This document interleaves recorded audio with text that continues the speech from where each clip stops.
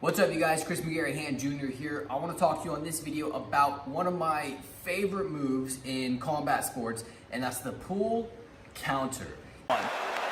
One more look at that, boom, and then watch this bang with the second one. In combat sports, boxing, MMA, whatever it may be, head movement and countering is ultimately what makes a great fighter.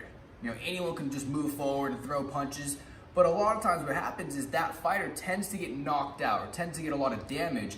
Even though they may win a few fights, at the end of their career, they're gonna be in a lot of trouble because they're taking so much damage because they're not countering anything. So the pull counter is probably my favorite type of counter because not only does it avoid you getting hit in the head, but it also opens you up for a lot of different counter strikes that a lot of other moves don't really do. All right, so in the pull counter, we're gonna use Conor McGregor as the example because as far as MMA goes, I think he's the best in the world at doing this because his boxing pedigree in mixed martial arts is so much higher than the average MMA fighters, right? So there's three types of pull counters that Conor McGregor does, and you actually see this in one fight in particular, the Eddie Alvarez fight, right? So the pull counter is all about the back foot. So show that back foot. It's all about being able to spring in, half a second on the back foot like this.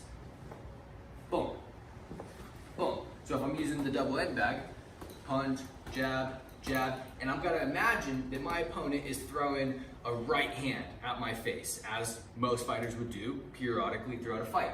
So as a punch is coming at me, I wanna pull back and then counter with my right cross.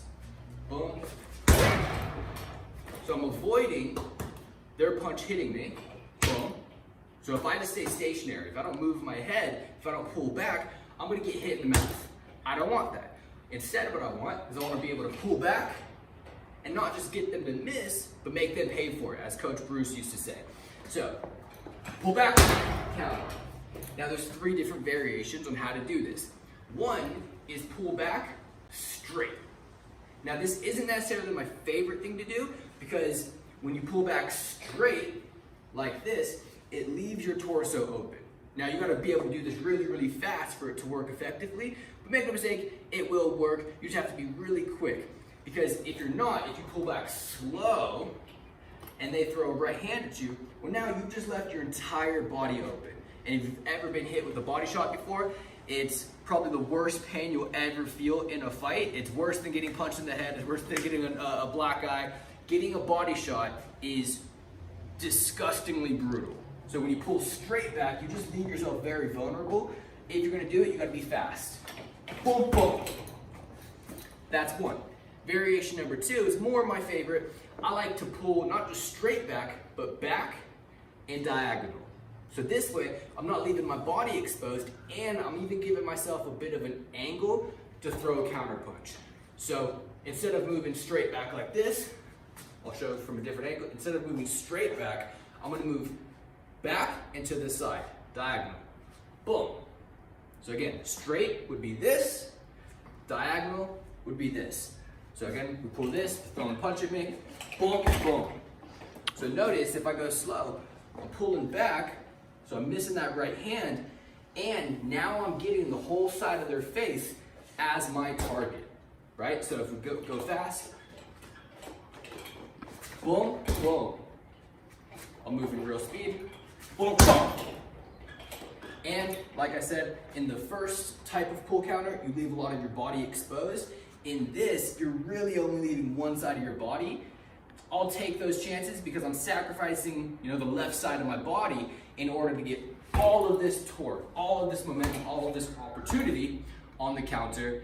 And the last but not least, the third type of pull counter variation is actually a step back. And you see Conor McGregor use this at one point in the Eddie Alvarez fight, where Eddie Alvarez is charging at him like a bull. And instead of just pulling back once, he actually uses his footwork, zoom in on the footwork, to pull back a couple of times.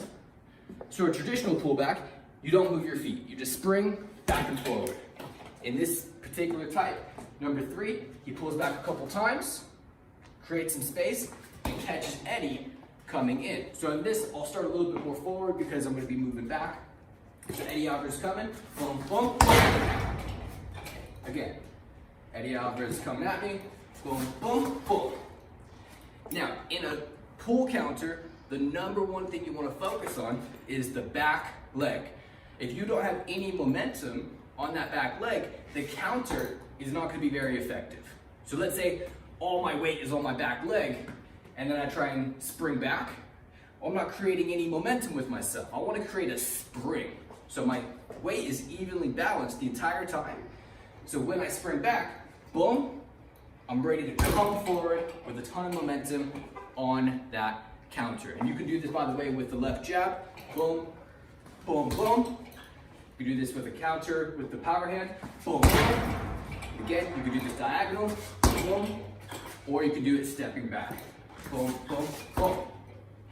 So that's the pull counter. Those are the 3 variations that you'll see Conor McGregor do in his fight versus Eddie Alvarez. Thank you so much for watching. I hope you enjoyed this video. If so, make sure to like and subscribe, where we talk about more counter strikes.